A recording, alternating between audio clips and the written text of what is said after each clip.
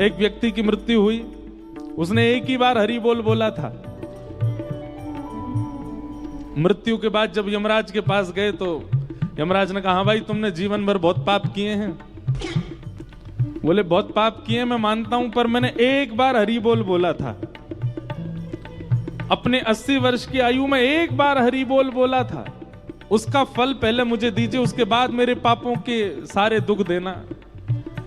यमराज जी बोले एक ही बार बोला था? बोले हाँ बस एक बार।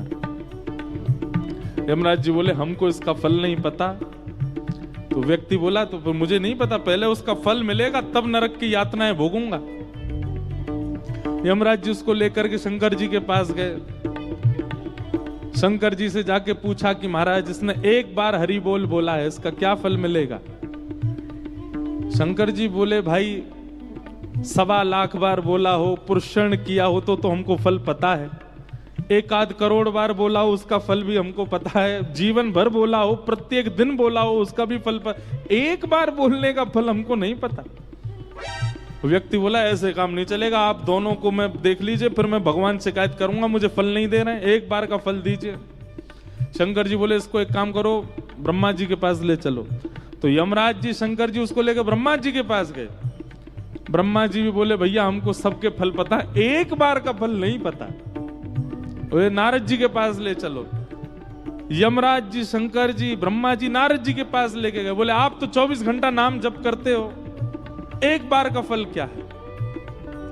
नारद जी बोले भैया 24 घंटा गाते हैं, एक बार का फल पता हो तो पूरे दिन क्यों गाते? हम तो पूरे दिन गाते रहते हैं, हमको एक बार का फल नहीं पता। अंत तो गत्वा ये हुआ कि नारद जी बोले इसको भगवान के पास ही ले चलो, परमात्मा ही बताएंगे। शंकर जी यमराज जी नारद जी ब्रह्मा जी उसको लेके जैसे भगवान के पास गए, वैकुंठ में प्रवेश करते ही चारों ने चरण पकड़े। बोले भगवान इसने जीवन में एक बार हरि बोल बोला, उसका फल क्या मिलेगा? भगवान बोले अब और फल जानने की क्या आवश्यकता है? स्वयं ब्रह्मा जी यमराज जी शंकर जी नारद जी जिसको लेके वैकुंठ नाम है, समझो यही एक बार हरि बोल का फल है।